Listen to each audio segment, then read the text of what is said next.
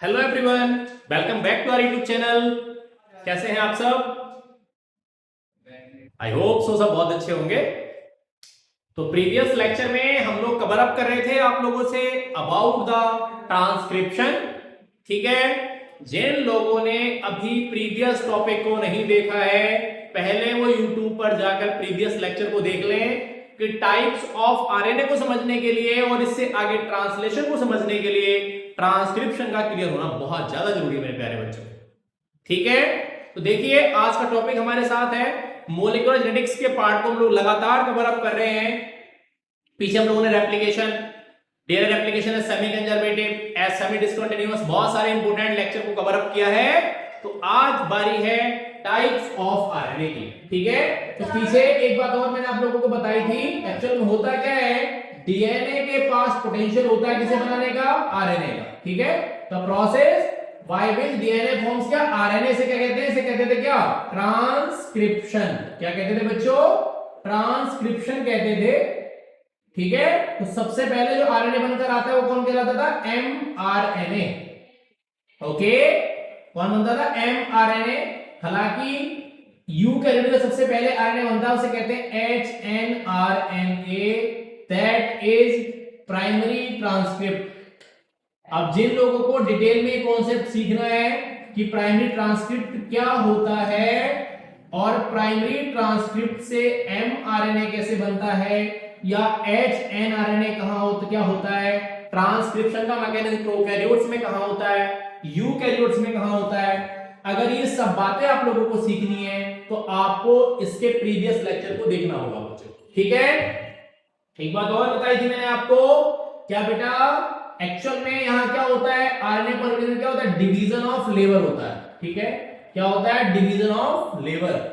बोले तो क्या काम जो होता है वो क्या होता है, बटा होता है बच्चों। ठीक है, तो मैंने एक ट्रिक सिखाई थी, क्या, मेरा नाम आप लोगों को याद करना है, राम राठौर। ठीक है बच्चों, ओके। अब इस नाम को याद करके क्या होगा, इससे मिलते जुलते कितने आरएनए आए, तीन। एक आर आरएनए आता है, एक एम आरएनए आता है और एक मेरे नाम में कौन सा आरएनए आता है, टी आरएनए आता है। ठीक है, तो मैंने आपको बताया था पहले आप आरएनए पॉलीमरेज के नाम लिख लो, क्या, आरएनए पॉलीमरेज 1, सीक्वेंस में लिखो बिल्कुल बिना किसी उसके, आरएनए पॉलीमरेज सेकंड, बिल्कुल 2 नंबर का क्वेश्चन मैंने क्लियर करा दिया, 2 का छोड़ो, 4 नंबर का नीट में भाई, और 1 नंबर का आपका बोर्ड्स के लिए क्लियर हो गया बच्चों। तो देखो अब नाम के हिसाब से अरेंज करते जाओ, पहला वाला कौन सा आरएनए बनाता है, आरआरएनए, दूसरा कौन सा है मेरे नाम में, एमआरएनए। ठीक है, और थर्ड कौन सा आया बच्चों, थर्ड आया आपका कौन सा आरएनए, टीआरएनए। बिल्कुल बात क्लियर हो गई, बात समझ में आ रही है सभी लोगों को। ठीक है, और सबसे पहले आरएनए कौन सा बनता है, तो आरएनए बनता है कौन सा, एमआरएनए। जो डीएनए अपनी इंफॉर्मेशन को देता है किसे देता है, एमआरएनए को देता है। आई होप सो आपको ये बात बहुत अच्छे से समझ में आई होगी, बिल्कुल भी क्वेश्चन गलत होगा ही नहीं।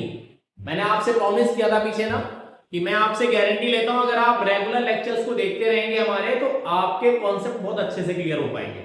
लेकिन उसके लिए आपको रेगुलर वीडियोस देखनी पड़ेंगी बच्चों, तभी चीजें कॉन्सेप्ट क्लियर होगा। तो देखो मैंने लिखा है कितने तरह के आरएनए होते हैं, एम, टी और आर। ठीक है, सबसे कम जो होता है क्या होता है, very less in cell, very less in amount. ठीक है, क्या होता है, वेरी लेस इन अमाउंट। सबसे कम अगर कोई डीएनए और सॉरी आरएनए होता है तो कौन सा होता है, एमआरएनए होता है। ठीक है, इसकी सिंथेसिस कहां होती है, ये कहां बनता है, यूकैरियोट के केस में कहां बनता है, न्यूक्लियस या फिर न्यूक्लियोप्लाज्म के अंदर बनता है। किसके अंदर बनता है, या तो न्यूक्लियस ऑप्शन में दे रखा होगा या न्यूक्लियोप्लाज्म।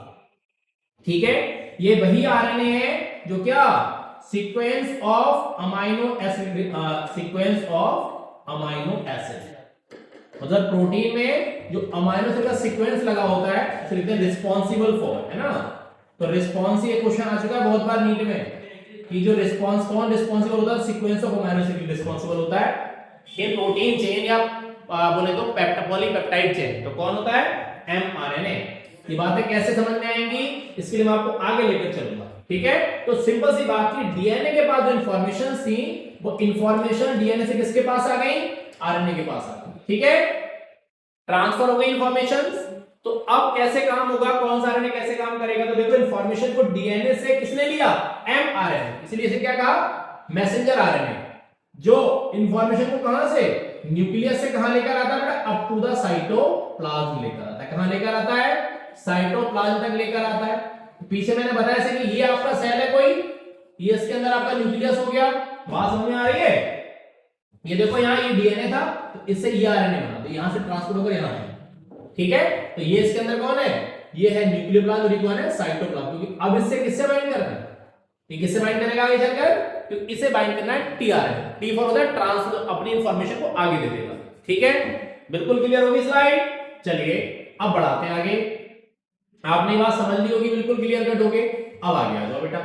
अब बारी आती है टीआरएनए, बहुत ही इंपॉर्टेंट है। तो टी से कौन हो गया? टी फॉर होता है ट्रांसफर। देखो, तो it act as adaptor molecule because on one hand read the code and on other hand would bind to specific amino acid. एक क्वेश्चन आता है जो टी से कौन हो गया? टी फॉर होता है ट्रांसफर। कौन होता है बेटा? Transfer RNA. ओके, कौन सा आरएनए बेटा? Transfer RNA. अगर आप एक्चुअली में देखो, अभी 2 साल में नीट में क्वेश्चन पूछा गया है, इन actual structure the tRNA is a compact molecule which looks like as inverted L shape। देखो कैसे इन्वर्टेड एल शेप हो गया, समझो यहां पर बेटा। आप लोग देखो, जैसे एल अपन बनाते ऐसे बनाते हैं ऐसे, आप देखो आप इसे एल उल्टा करोगे, देखो ऐसे तो हो गया। तो देखो ये इन्वर्टेड एल शेप होता है। बहुत ही वेरी वेरी इंपॉर्टेंट क्वेश्चन है बेटा। ठीक है, अब मैं आपको स्ट्रक्चर बना के भी दिखाऊंगा। पहले वाले पॉइंट को भी आप समझ पाएंगे कि इसे हम लोग अडॉप्टर मॉलिक्यूल क्यों कहते हैं। ठीक है, जैसे कि आप सभी ने मोबाइल फोन के चार्जर को देखा होगा। ठीक है, क्या देखा होगा आपने मोबाइल फोन के चार्जर में? कि देखा ना, एक अडॉप्टर होता है और एक इसमें डेटा केबल लगी होती है। अभी मैं आपको समझाता हूं, जरा कॉन्सेप्ट पे वापस चलते हैं अपने, और आप समझ पाएंगे मेरे साथ। देखो जरा, एक्चुअल में इसके पास जो कौन होते हैं बेटा? नाइट्रोजनस बेसिस होते हैं, वो मॉडिफाइड हो जाते हैं। देखो, तो इसमें क्या बनता है, कौन कौन से हिस्से होते हैं? चलो पहले डायग्राम बना लेते हैं, फिर आपको समझ में आ पाएगा अच्छे से। देखो, बहुत आराम से समझेंगे। हमारे पास हमने एक डायग्राम बना लेना है टीआरएनए को। देखो जरा, अब आप कहेंगे सर आप तो अभी एल शेप बता रहे थे, इन्वर्टेड, आपने डायग्राम ऐसे कैसे बना दिया? ये डायग्राम बेटा आपको आना चाहिए, बहुत ज्यादा इंपॉर्टेंट है। क्यों इंपॉर्टेंट है मैं भी आपको सिखाऊंगा, क्योंकि इसके बिना कई सारी चीजें अधूरी हैं। ठीक है, कई सारी चीजें कैसे अधूरी है भी आप समझ पाएंगे। देखो, क्योंकि अगर ये कॉन्सेप्ट क्लियर नहीं हुआ बच्चों, तो एक चीज फिर आपकी और मिस हो जाएगी। आप कहेंगे आप क्या मिस हो जाएगा? तो आपका मिस हो जाएगा कौन? ट्रांसलेशन। क्या मिस हो जाएगा बच्चों? ट्रांसलेशन मिस हो जाएगा। ठीक है, देखो इस तरह से आम को देखते हैं, आप आराम से समझो, मेरे साथ चलते रहिए, बिल्कुल मजे में चीजों को सीखते। सॉरी, गड़बड़ हो गया, अच्छा हो गया, मजा नहीं आया। डायग्राम अच्छा भी तो बनना चाहिए, नहीं थोड़ा सा गैप छोड़ना पड़ेगा हमें, क्योंकि हमें यहाँ पर एक एक्स्ट्रा आर्म को बनाना है बच्चों, उसके लिए हमें स्पेस छोड़ना ही पड़ेगा। ये हमारे कॉन्सेप्ट में होगा, तभी हमें समझ ये होती है। यहाँ पर एक्स्ट्रा आर्म लगी हुई, जिसका फंक्शन अब तक क्या है? अननोन है बच्चों। अब यहाँ देखो, ये हिस्सा ऐसे होता है और ये हिस्सा ऐसे होता है। ठीक है, बिल्कुल समझ में आ रही है? और ये हिस्सा ऐसे होता है। बिल्कुल ध्यान से समझो, एक कॉन्सेप्ट बिल्कुल अलग नहीं जाना है। ये देखो यहाँ पर, ये देखो ये हिस्सा कौन सा एंड है? ये हिस्सा होता है 3' एंड। तो ये कौन सा हो गया बेटा? ये हो गया 5'। इसे कहते हैं देखो एंटीकोडॉन लूप। क्या कहते हैं बच्चों? इसे कहते हैं एंटीकोडॉन लूप। इसे कहते हैं क्या? Extra arm. इसका फंक्शन देखो अभी अननोन है बेटा, ये बात आपको समझनी पड़ेगी यहां से मेरे प्यारे बच्चों। और ये कौन है बेटा? ये होती है आपकी एंटीकोडॉन आर्म। ठीक है, एंटीकोडॉन आर्म। ओके, और इसे कहते हैं AA binding site. AA binding site का मतलब क्या हो गया? AA binding site, AA binding site. यहां कौन बाइंड करता है? Amino acid. चलिए एक सुंदर सा अमाइनो एसिड मैं आपको जोड़ के दिखाता हूं यहां पर, जैसे यहां पर ये अभी आपको पता लगेगा। ठीक है, अब जैसे आपके पास इंफॉर्मेशन सबसे पहले डीएनए ने किसे दी? आपको किसे बताया था मैंने, किसे दी? देखो यहां ये दे दी किसे? एमआरएनए। ठीक है, ये देखो एमआरएनए आ गया ऐसे। ठीक है, ये कौन है? एमआरएनए। अब एमआरएनए की पोलैरिटी को देखो बेटा, आपको पता है एमआरएनए किस पोलैरिटी के साथ होता है? 5' से 3' होता है। ठीक है, अब मान के चलो यहां पर सीक्वेंस का लगा हुआ है AUG, आप देख पा रहे होंगे। सभी को स्लाइड क्लियर है बच्चों? तो देख लो, A हो गया AUG। इसके इधर भी लगे, मान लो ये ऐसे, ऐसे यहां लगा सीक्वेंस ऐसे, यहां मान लो लगाइए UAA, ठीक है। इससे पहले भी सीक्वेंस लगाया ऐसे। अब आप कहेंगे सर आपने AUG को ही पहले क्यों लिखा, तो बेटा AUG पहले लिखने का एक साइंटिफिक लॉजिक है बच्चों। AUG एक स्टार्टिंग कोडॉन होता है, ठीक है। कौन होता है? Starting codon. बात समझ लो, बिल्कुल क्लियर कर लो। अभी आपको आगे जेनेटिक कोड के कॉन्सेप्ट में और क्लियर करा दूंगा मैं बिल्कुल एकदम।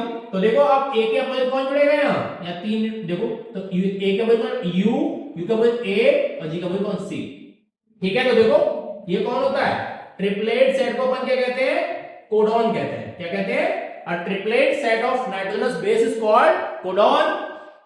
तो कोडॉन की अपोजिट वाला हिस्सा कौन कहलाता है? इसे कहते हैं कौन? Anti codon. क्या कहते हैं बच्चों? Anti codon. तो AUG जो कोड करता है किसके लिए करता है? मिथियोनिन के लिए कोड करता है। किसके लिए करता है बच्चों? मिथियोनिन। शॉर्ट लिखते हैं MET, ये मिथियोनिन हो गया। तो देखो अब ध्यान दो, इसे अडाप्टर मॉलिक्यूल क्यों कहा? इधर से क्या कर रहा है? इंफॉर्मेशन को रीड कर रहा है देखो एक तरफ से, ठीक है। और इधर किसे कन्वर्ट करके दे रहा है? In the form of amino acid. इसीलिए से क्या कहते हैं? क्या कहते हैं? Adopter molecule. क्लियर होगी बात?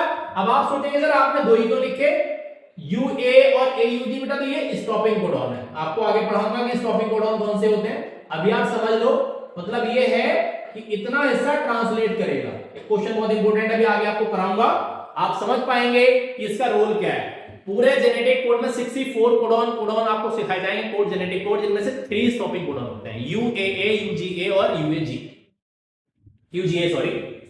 पीछे कवर कराऊंगा नोट पीछे। तो देखो यहां समझिए, सबसे पहले क्या कौन? एंटीकोडॉन लूप कौन होता है? Binds to mRNA and decoded the information. देखो तो इंफॉर्मेशन कैसे थी? नाइट्रोजनस बेस के फॉर्म में थी, डिकोड किसकी फॉर्म में कर ली? Amino acid. जैसे आपने देखा होगा, कभी आपने कोई थ्रिलर मूवी को देखा हो, है ना, या आपने कोई और मूवी देखी हो, जैसे उरी वगैरह देखी हो, या कोई और आपने ऐसी मूवी देखी हो जिसमें स्पाई वगैरह दिखाए गए हो, या भी एक वेब सीरीज आई थी स्पेशल ऑप्स, तो देखा ना आपने, जो एजेंट्स होते हैं जैसे रॉ के, आईबी के, तो क्या करते हैं? इंफॉर्मेशंस को भेजते हैं। तो किसी फॉर्म में इंफॉर्मेशन आती है, जैसे आपने सुना होगा ना कि दूल्हा ब्याह के लिए तैयार है ना, कि दुल्हन घर आने को रेडी। तो ये कोड्स होते हैं, तो उन कोड को डिकोड किया जाता है। उन्हें पर्टिकुलर नाम नहीं देते, आपको पता उनके ओरिजिनल नाम से नहीं जानते। किसी को टाइगर, किसी को दुआ, किसी अलग अलग नाम होते हैं। ऐसे ही यहां पर है। तो देखो इंफॉर्मेशन किस फॉर्म में थी? जेनेटिक कोड की फॉर्म में थी। किस फॉर्म में कन्वर्ट कर ली? अमाइनो एसिड की फॉर्म में। तो ये इंफॉर्मेशन क्या हो? डिकोड हो गई। बात समझ रहे हो? तो एक तरफ से रीड किया, दूसरे डिकोड कर दिया। तो जैसे आपने डॉक्टर लगाया तो करंट की सप्लाई तो अलग आ रही है ना आपके बोर्ड में, वो आपको 12 वोल्ट, आपका डॉक्टर 14 वोल्ट, 22 वोल्ट, 24 वोल्ट, कितने वोल्ट दे रहा है? तो क्या कर रहा है? करंट को रिड्यूस करके दे रहा है। ले इनपुट किसी और फॉर्म में ला और आउटपुट किसी और फॉर्म में दे रहा। तो इनपुट है किस फॉर्म में आया? नाइट्रोजनस फॉर्म में आया, नाइट्रोजन बेसिस की फॉर्म में आया, जेनेटिक कोड की फॉर्म में आया। आउटपुट किस फॉर्म में आया? अमाइनो एसिड की फॉर्म में आया। ठीक है, देखो अमाइनो एसिड बाइंडिंग साइट दो लगाएगा, lies at 3' and opposite to anticodon and provide the site for binding amino acid. देखो T-cyc loop bind to ribosomes, DHE loop binding site for amino acid synthesis। यहाँ पर एक enzyme है, तो इसे कहते हैं, इस वाले को देखो, ये इसे कहते हैं DHE loop। क्या कहते हैं इसे? इसे कहते हैं DHE loop। ओके, और ये कौन होता है? ये हो गया T-cyc loop। ओके, और ये कौन हो गया बेटा? ये है R। कौन सी R? T-cyc, सॉरी दिख नहीं रहा होगा, सॉरी बच्चों, ध्यान नहीं दिया मैंने बिल्कुल बच्चों, ये DHUR में। ठीक है, नाम क्लियर हो गए? इसका फंक्शन बेटा अननोन है, इसे कुछ लोग जानते हैं, कुछ नहीं जानते, कहीं बना भी सकते हैं और कहीं नहीं भी बनाते। दोनों ही तरह की बातें हैं। ड्रॉ करेंगे तो भी ठीक है, नहीं करेंगे तो भी ठीक है, इसमें कोई दिक्कत नहीं। ऐसा नहीं है कि हाँ कुछ आफत आ जाएगी या कुछ हो जाएगा। डायग्राम बड़ी इंपॉर्टेंट था, समझ लिया सभी लोगों ने? तो देखो एक बात और है, पूरा का पूरा डीएनए कभी प्रोटीन नहीं बनाता। ठीक है, प्रोटीन बनाने में सर लगभग इसका कितना 2% से भी लेस पार्ट काम करता है। ऐसे ही पूरा आरएनए प्रोटीन नहीं बनाता। देखो तो इसके आगे जो आरएनए होगा वो भी ट्रांसलेट नहीं होगा, और इससे पहले जो था वो भी ट्रांसलेट। इसे कहते हैं क्या? यूटीआर, बोले तो अनट्रांसलेटेड रीजन, और एस जोड़ दिया तो इसे कहते हैं क्या? यूटीआरएस, बोले तो अनट्रांसलेटेड रीजंस। ठीक है, अभी मैं आपको एक क्वेश्चन और आगे बिल्कुल क्लियर कराऊंगा, बहुत आसानी में आप मेरे साथ इस बात को समझेंगे। तो ये बात क्लियर हो गई कि टीआरएनए को डॉक्टर मॉलिक्यूल क्यों कहते हैं। ठीक है भाई बच्चों, और कौन सा आरएनए होता है जो सॉरी आरएनए पॉलीमरेज होता है जो टीआरएनए बनाता है? तो पीछे मैंने आपको क्लियर कराया, कौन? आरएनए पॉलीमरेज कौन सा बच्चों? थर्ड। ठीक है, अब आप मेरे साथ अगली स्लाइड पर चलेंगे जिसका नाम है क्या? कौन सा आरएनए? आरआरएनए। ठीक है, जो बॉडी में मतलब सेल में क्या होता है? मोस्ट अबुंडेंट होता है। देखो बच्चों, it consist about 80% of total RNA in a cell. ठीक है, बहुत ध्यान से समझ लो। 10 से 15% होता है आपका कौन? टीआरएनए, और 2 से 5% आपका होता है कौन? एमआरएनए। सबसे कम कौन होता है? एमआरएनए। तो देखो, अकर्स इन राइबोसोम, मतलब राइबोसोम को बनाने का काम कौन करता है? आरआरएनए। इसे कौन सा पॉलीमरेज बनाता है? तो आरएनए पॉलीमरेज फर्स्ट। और कौन बनाता है? और एक और बनाता है कौन? न्यूक्लियोलस। अब आप सोच रहे हो सर न्यूक्लियोलस क्या होता है? न्यूक्लियस के अंदर एक और कंपोनेंट होता है जिसे रॉबर्ट किसने देखा था? न्यूक्लियस को तो रॉबर्ट ब्राउन ने देखा था, न्यूक्लियस किसने देखा? फॉन्टेना नाम के एक साइंटिस्ट ने देखा था। ठीक है, ये वही न्यूक्लियोलस है, ये भी आरआरएनए बनाता है। तब बहुत ही इंपॉर्टेंट क्वेश्चन पूछा जाता है कि न्यूक्लियोलस से कौन सा आरआरएनए बनता है। ठीक है, अभी 2020 आई थिंक सो 20 या 2021 में शायद 2021 में एक क्वेश्चन पेपर हुआ था, बट टीचर्स वाला, टीचर्स के लिए टीजीटी का। ठीक है, उसमें भी क्वेश्चन था। अब आप कहेंगे सर आपको कैसे पता? पता है मुझे, आपके बोर्ड में भी क्वेश्चन आया हुआ है, आपके नीट में भी आया हुआ है। ठीक है, तो पता होना चाहिए। अब देखो, यूकैरियोट्स में देखिए 4 टाइप्स है यूकैरियोट, 28S, 18S, 5.8S और 5S। अब आप सोच रहे हो सर S क्या है? तो S बेटा कौन सी यूनिट है? S होता है स्वेडबर्ग यूनिट। ठीक है, स्वेडबर्ग यूनिट। ये कैसे पता बेटा? जिन बच्चों ने 11 में एक चैप्टर सीखा होगा, cell the fundamental unit of life, उन्हीं के नाम पर है, एक साइंटिस्ट थे, स्वेडबर्ग कहते हैं उन्हें। ठीक है, उन्होंने देखा तो उसके नाम पर कहते हैं स्वेडबर्ग यूनिट। Okay, clear? और देखो 3 types in prokaryote, 23S, 16S और 5S। S स्वेडबर्ग यूनिट होता है। यूकैरियोट में मिलने वाला राइबोसोम कैसा होता है? 80S टाइप का होता है, और प्रोकैरियोट में मिलने वाला कितना होता है बेटा? 70S टाइप होता है। ठीक है, each ribosome is made up of 2 सब यूनिट्स। पहला होता है स्मॉल सब यूनिट, इसके पास एक कैप रीजन होता है जो एमआरएनए से बाइंड करता है। लार्ज सब यूनिट होता है, इसके पास एक ग्रुप होता है जो अमीनो एसिड से बाइंड करता है। It is responsible for protein synthesis and forms क्या? और राइबोसोम बनाता है। ध्यान देना है, प्रोटीन सिंथेसिस की रिस्पांसिबल कौन है? राइबोसोम। तो राइबोसोम को क्या कहते हैं बच्चों? इसे कहते हैं कौन सा फैक्ट्री? इसे कहते हैं प्रोटीन फैक्ट्री। एक क्वेश्चन और आता है, what is the dual function of कौन? आरआरएनए और राइबोसोम का डुअल फंक्शन क्या है? एक प्रोटीन फैक्ट्री और एक एस कैसे काम करता है? एक्ट एज कैटालिस्ट भी काम करता है। कैसे काम करता है? Act as catalyst. एक बात और भी होती है इसी के साथ, जब बहुत सारे आरआरएनए, ठीक है, राइबोसोम ऐसे देखो, ये क्या होता है? जब एक लाइन में अरेंज होते हैं हेलिकल फॉर्म में, तो इसे क्या कहते हैं? अब इसे कहते हैं पॉलीसोम या फिर पॉलीराइबोसोम या फिर पॉलीराइबोसोम। बहुत ही इंपॉर्टेंट बात है। तो हेलिकल फॉर्म में कौन अरेंज है? राइबोसोम। सभी आप क्लियर समझेंगे। और थोड़ा आगे बढ़ाते हैं, देखो थोड़ा सा और जगह मिलेगी तो मैं आपको बताऊंगा। सॉरी, आगे जेनेटिक कोड आगे यही बताता हूं। चलो, अब मैंने बोला कितने बेटे? 2, एक छोटा और एक बड़ा। ठीक है, चलिए, क्या छोटा क्या बड़ा समझना तो पड़ेगा ही। कॉन्सेप्ट क्लियर करना है बच्चों, तो समझेंगे। देखो, अब ऐसा जैसे मैंने बता दिया, ऐसे देखो, ये ऐसे देखो, ये छोटी यूनिट हो गई। Doesn't matter that is 70S है 80S, इससे कोई फर्क नहीं पड़ता। ठीक है, इससे कोई फर्क नहीं पड़ने वाला है कि 70S है 80S है। आपको कॉन्सेप्ट क्लियर करना है बस। देखो, ये देखो ऐसे, ये ऐसे देखो, ये। ठीक है, और थोड़ा सा क्लियर कर देता हूं, देखो डायग्राम को यहां से थोड़ा सा आप समझ पाएंगे, ताकि आपको कॉन्सेप्ट बिल्कुल क्लियर हो जाए। ये देखो इस तरह से। ठीक है, ये स्मॉल यूनिट हो गई, और ये मैंने ऐसे बना दिया। सॉरी, सही नहीं बना बच्चों, हैं? चलो यहां से बनाते हैं। ऐसे देखो, ये देखो ऐसे, ये हो गई आपकी लार्ज यूनिट। ठीक है, लार्ज सब यूनिट कहेंगे। इसमें एक लगा होता है टनल, और इसी के साथ साथ एक और इंपॉर्टेंट बात होती है, अभी आप क्लियर कर लो। इसमें 3 साइड होती है। ई, सॉरी, कौन कौन सी? एक होती है ई साइड, एक होती है पी, और एक होती है ए। ठीक है, E for exit side, P for peptide side, और A for amino acyl side या फिर अमीनो एसिड साइड। ठीक है, ध्यान दो, नाम करते हैं। इसे नाम करना जरूरी है भाई, कैसे पता लगेगा? देखो, इसे कहते हैं टनल। ठीक है, इसे कहते हैं कैप रीजन, एमआरएनए से बाइंड करता है। और ये होगी कौन सी? स्मॉल यूनिट, और ये होगी कौन सी? Large sub unit. चलो, लेबलिंग वाले पार्ट को कवर अप करो फटाफट जल्दी से एकदम। देखो, तो ये कौन सी यूनिट है? ये लार्ज सब यूनिट। कौन है बेटा? Large sub unit. कौन है बेटा?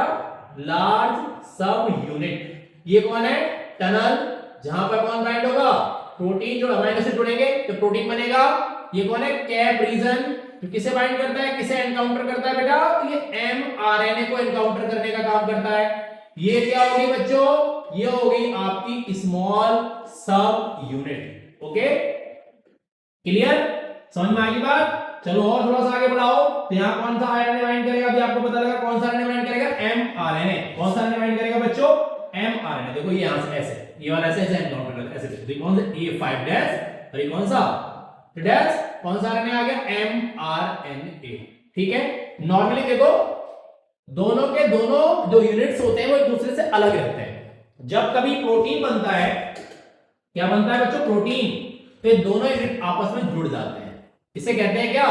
ये फिनोमेना आपका कहलाता है एसोसिएशन ऑफ राइबोसोम। क्या कहलाता है? Association of ribosome. जैसे ही प्रोटीन बन जाता है, प्रोटीन के बनते ही दोनों यूनिट फिर से अलग हो जाते हैं, इसे कहते हैं डिसएसोसिएशन ऑफ राइबोसोम। सेम ऐसे कि फैमिली में दो भाई अलग अलग रह रहे हैं, अभी जरूरत पड़े कोई काम है सारे इकट्ठे हो जाएंगे। वैसे रूल भी फैमिली का यही कहता है, बट आजकल तो ऐसा लोग करते नहीं है। ठीक है, होना चाहिए वैसे। अगर आप दो भाई हैं, कजिन्स हैं, तो आपको साथ रहना चाहिए। वैसे हमारी फैमिली में क्या है, क्या मैटर नहीं करता, हम लोग आपस में बात करते नहीं करते, लेकिन अगर नीड पड़े तो सपोर्ट करना हमारी रिस्पॉन्सिबिलिटी है। एज अ ह्यूमन भी हमारी रिस्पॉन्सिबिलिटी, जरूरी सिर्फ फैमिली मेंबर्स को, कहीं पर भी किसी को नीड हो तो एज अ ह्यूमन बीइंग हमें उनकी हेल्प करनी ही चाहिए। बात समझ में आई? जैसे ही प्रोटीन बन जाएगा फिर से क्या कर जाएंगे? दूसरे से अलग अलग हो जाएंगे, कहते हैं डिसएसोसिएशन ऑफ राइबोसोम। ठीक है, एग्जिट यहां से पीआरएनए बाहर निकल जाता है, इसे एग्जिट साइट कहते हैं। पेप्टाइड साइट क्यों कहते हैं? क्योंकि यहां पर अमीनो एसिड जुड़ते हैं, ऐसे देखो ये ऐसे, ठीक है ऐसे। तो यहां पर कौन सा बॉन्ड जुड़ता है? बनता है पेप्टाइड बॉन्ड, इसलिए कहते हैं कौन सा site? Peptide site. A for कौन सा? Amino acid site. यहां पर आकर कौन जुड़ेगा? अमीनो एसिड जुड़ेगा। ठीक है, बाकी बातें हैं जैसे जेनेटिक कोड है, ट्रांसलेशन है, ये डिटेल में एक बार फिर से पढ़ाऊंगा अभी, मैं आपको ट्रांसलेशन को लेकर आऊंगा लेक्चर में। ठीक है, तब तक आप सब अपना ध्यान रखेंगे, और अगर पुरानी वीडियोस किसी ने नहीं देखी तो उसे देख लेंगे। ठीक है बच्चों, सभी को बहुत अच्छे से फोकस करना है, एग्जाम्स बिल्कुल पास में है। बिल्कुल माइंड को कीप काम रख के, एकदम बिल्कुल शांत रख के काम करना है। ये नहीं सोचना है कि एग्जाम पास में आ गया हाइपर हो जाना, नहीं बेटा। देखो जितना शांत रहेंगे, चीजों को कॉन्स्टेंट रखेंगे, समझेंगे, रेगुलरिटी मेंटेन करके रखेंगे, तो आप बहुत आसानी में समझ पाएंगे। ठीक है, रेगुलर क्वेश्चंस को प्रैक्टिस करते रहिए और टॉपिक को क्लियर करते रहिए। ठीक है, लगा के देखिए। अब टाइम है सैंपल वगैरह करने का भी, तो आप सैंपल पेपर्स को भी करके देखिए। जो भी आपके टीचर्स ने आपको सजेस्ट किए हुए हैं उनके हिसाब से कीजिए। जितने क्वेश्चंस को प्रैक्टिस कर लेंगे उतना आपको इजी हो जाएगा बच्चों। मैं नहीं कह रहा, ऐसा बोर्ड्स भी कहता है। बहुत से क्वेश्चन रिपीट भी हो सकते हैं, तो आपको प्रीवियस ईयर पीवाईक्यू आपको जरूर लगाना है। ठीक है, बच्चे पूछते रहते हैं। ठीक है, तो पीवाईक्यू आपको जरूर लगाना है। पीवाईक्यू जैसे कि बेटा अरिहंत का बड़ा अच्छा है। ठीक है, अरिहंत चैप्टर वाइज में जो लगा रखा है बहुत अच्छा है, बेस्ट है अगर कोई बोर्ड देने जा रहा है। ठीक है, आपको अच्छे से प्रे करें, अच्छा खाइए, बिल्कुल ध्यान रखिए अपनी बॉडी का। अच्छा खाएंगे, क्या ना, जैसे खाएंगे अन्न वैसा रहेगा मन। तो अच्छा खाएंगे तो ही अच्छा काम चलेगा। अच्छा खाएंगे नहीं तो हमारी बॉडी कैसे काम करेगी? उसके लिए भी जरूरी है, पढ़ने के साथ साथ सोना भी जरूरी है। 6 घंटे की नींद जरूर लें। सर्दी हो रही है, अपना ध्यान रखें। ठीक है, और हमारे साथ लगे रहें। थैंक यू एवरीवन, मिलेंगे नेक्स्ट लेक्चर में किसी नेक्स्ट वीडियो के साथ। Please don't forget subscribe our channel, like share and subscribe. Thank you everyone.